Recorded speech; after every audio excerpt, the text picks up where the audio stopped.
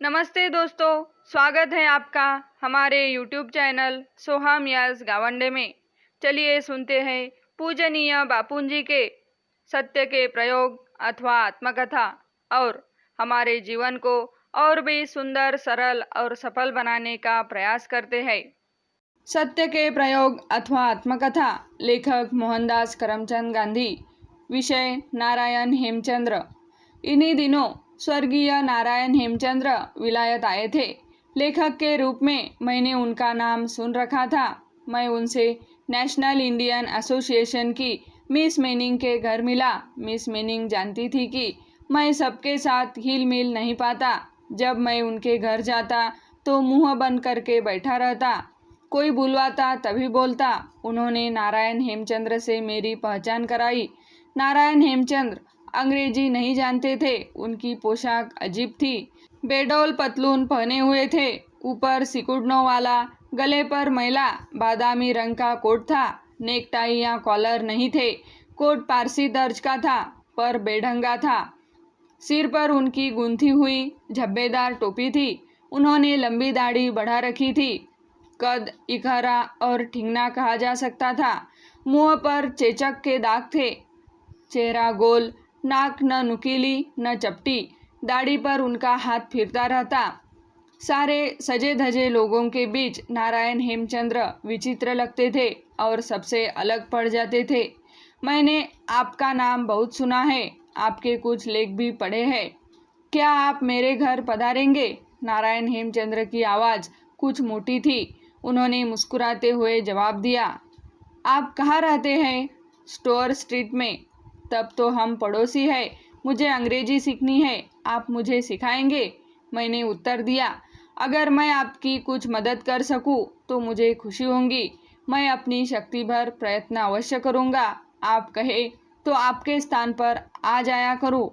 नहीं नहीं, मैं ही आपके घर आऊँगा। मेरे पास पाठमाला है, उसे लेता आऊँगा। हमने समय निश्चित किया। हमारे बीच मजबूत स्नेहगांठ बन गई। नारायण हेमचंद्र को व्याकरण बिल्कुल नहीं आता था। वे घोड़ा को क्रियापद बना देते और दौड़ना को संज्ञा। ऐसे मनोरंजक उदाहरण तो मुझे कई याद है, पर नारायण हेमचंद्र तो मुझे घोट कर पी जाने वालों में थे। व्याकरण के मेरे साधारण ज्ञान से मुग्ध होने वाले नहीं थे। व्याकरण न जानने की उन्हें कोई शर्म ही नहीं थी। तुम्हारी तरह मैं किसी स्कूल में नहीं पढ़ा हूँ। अपने विचार प्रकट करने में मुझे व्याकरण की आवश्यकता मालूम नहीं हुई। बोलो, तुम बांग्ला जानते हो? तो मैं बांग्ला जानता हूँ। मैं बंगाल में घुमा हूँ। महर्षि देवेंद्रनाथ ठाकुर की पुस्तकों के अनुवाद गुजराती जनता को मैंने ही दिए हैं। मैं गुजराती जनता को कई भाषाओं के अनुवाद देना चाहता हूँ। अनुवाद करते समय मैं शब्दार्थ से ही नहीं चिपकता, भावार्थ देकर संतोष मान लेता हूँ। मेरे बाद दूसरे भले ही अधिक देते रहे। मैं बिना व्याकरण के भी मराठी जानता हूँ, हिंदी जानता हूँ और सब अंग्रेजी भी जानने लगा हूँ। मुझे तो शब्द भंडार चाहिए। तुम यह न समझो कि अकेली अंग्रेजी से मुझे संतोष हो जाएगा। मुझे फ्रांस जानना है और फ्रेंच भी सभी लेनी है। मैं जानता हूँ कि फ्रेंच साहित्य विशाल है। संभव हुआ तो जर्मनी भी जाऊँगा और जर्मन भाषा सीख लूँगा। नारायण हेमचंद्र की वाग्धारा इस प्रकार चलती ही रही। भाषाएं सीखने और यात्रा करने के उनके लोभ की कोई सीमा न थी। तब आप अमेरिका तो जरूर ही जाएंगे? जरूर। उस नई दुनिया को बिना देखे मैं वापस कैसे लौट सकता हूँ? पर आपके पास इतने पैसे कहाँ है? मुझे पैसों से क्या मतलब? मुझे कौन तुम्हारी तरह टिम टाम से रहना है? मेरा खाना कितना है और पहनना कितना है? अपनी पुस्तकों से मुझे जो थोड़ा मिलता है और मित्र जो थोड़ा देते हैं वह काफ़ी हो जाता है। मैं तो सब कहीं तीसरे दर्जे में ही जाता हूँ। अमेरिका डेक में जाऊँगा। नारायण हेमचंद्र की सादगी तो उनकी अपनी ही चीज थी। उनकी निखालिसता भी वैसी ही थी। अभिमान उन्हें छू तक नहीं गया था, लेकिन लेखक के रूप में अपनी शक्ति पर उन्हें आवश्यकता से अधिक विश्वास था। हम रोज मिला करते थे। हम में विचार और आचार की पर्याप्त समानता थी। दोनों अन्नाहारी थे। दोपहर का भोजन अक्सर साथ ही करते थे। यह मेरा वह समय था यह मेरा वह समय था जब मैं हफ्ते के 17 शिलिंग में अपना निर्वाह करता और हाथ से भोजन बनाता था। कभी मैं उनके मुकाम पर जाता तो किसी दिन वे मेरे घर आते थे। मैं अंग्रेजी ढंग की रसोई बनाता था। उन्हें देसी ढंग के बिना संतोष ही न होता था। दाल तो होनी ही चाहिए। मैं गाजर वगैरह का झोल बनाता तो इसके लिए वे मुझ पर तरस खाते। वे कहीं से मूंग खोज कर ले आए थे। एक दिन मेरे लिए मूंग पका कर लाए और मैंने बड़े चाव से उन्हें खाया। फिर तो लेन देन का हमारा यह व्यवहार बढ़ा। मैं अपने बनाए पदार्थ उन्हें चखाता और वे अपनी चीज़ें मुझे चखाते। उन दिनों कार्डिनल मैनिंग का नाम सबकी जबान पर था। डक के मजदूरों की हड़ताल थी। जॉन बर्न्स और कार्डिनल मैनिंग के प्रयत्न से हड़ताल जल्दी खुल गई। कार्डिनल मैनिंग की सादगी के बारे में डिज़रायली ने जो लिखा था सो मैंने नारायण हेमचंद्र को सुनाया। तब तो मुझे इन साधु पुरुष से मिलना चाहिए। वे बहुत बड़े आदमी हैं। आप कैसे मिलेंगे? जैसे मैं बतलाता हूँ, तुम मेरे नाम से उन्हें पत्र लिखो, परिचय दो कि मैं लेखक हूँ और उनके परोपकार के कार्य का अभिनंदन करने के लिए स्वयं उनसे मिलना चाहता हूँ। यह भी लिखो कि मुझे अंग्रेजी बोलना नहीं आता, इसलिए मुझे तुमको दुभाषियों के रूप में ले जाना होगा। मैंने इस तरह का पत्र लिखा। 2-3 दिन में कार्डिनल मैनिंग का जवाब एक कार्ड में आया। उन्होंने मिलने का समय दिया था। हम दोनों गए।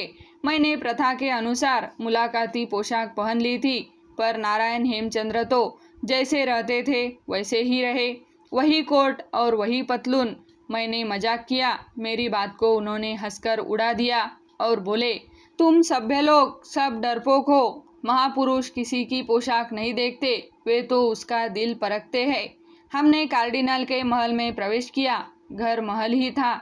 हमारे बैठते ही एक बहुत दुबले पतले बूढ़े ऊंचे पुरुष ने प्रवेश किया। हम दोनों के साथ हाथ मिलाए।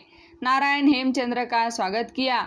मैं आपका समय नहीं लूँगा। मैंने आपके बारे में सुना था। हड़ताल में आपने जो काम किया उसके लिए आपका उपकार मानना चाहता हूँ। संसार के साधु पुरुषों के दर्शन करने का मेरा नियम है। इस कारण मैंने आपको इतना कष्ट दिया। नारायण हेमचंद्र ने मुझसे कहा कि मैं इन वाक्यों का उल्था कर दूं। आपके आने से मुझे खुशी हुई। आशा है यहाँ आप सुखपूर्वक रहेंगे और यहाँ के लोगों का परिचय प्राप्त करेंगे। ईश्वर आपका कल्याण करे। यह कहकर कार्डिनल खड़े हो गए। एक बार नारायण हेमचंद्र मेरे यहाँ धोती कुर्ता पहनकर आए।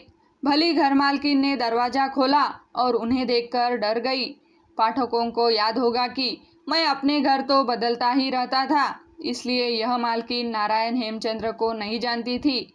मेरे पास आकर बोली, कोई पागल सा आदमी तुमसे मिलना चाहता है। मैं दरवाजे पर गया तो नारायण हेमचंद्र को खड़ा पाया। मैं दंग रह गया, पर उनके मुंह पर तो सदा की हंसी के सिवा और कुछ न था। क्या लड़कों ने आपको तंग नहीं किया? जवाब में वे बोले, मेरे पीछे दौड़ते रहे। मैंने कुछ ध्यान नहीं दिया, इसलिए वे चुप हो गए। नारायण हेमचंद्र कुछ महीने विलायत रहकर पेरिस गए। वहाँ फ्रेंच का अध्ययन शुरू किया और फ्रेंच पुस्तकों का अनुवाद करने लगे। उनके अनुवाद को जांचने लायक फ्रेंच मैं जानता था, इसलिए उन्होंने उसे देख जाने को कहा। मैंने देखा कि वह अनुवाद नहीं था, केवल भावार्थ था। आखिर उन्होंने अमेरिका जाने का अपना निश्चय पूरा किया। बड़ी मुश्किल से डेक का या तीसरे दर्जे का टिकट पा सके थे। अमेरिका में धोती कुर्ता पहनकर निकलने के कारण असभ्य पोशाक पहनने के अपराध में वे पकड़ लिए गए थे। मुझे याद पड़ता है कि बाद में वे छूट गए थे। नवनवीन पुस्तके ऐकण्यासाठी आमच्या चॅनलला सबस्क्राईब करा, शेअर करा व लाईक करा आणि तुमच्या काही प्रतिक्रिया असल्यास आम्हाला नक्की कळवा. धन्यवाद. जय हिंद.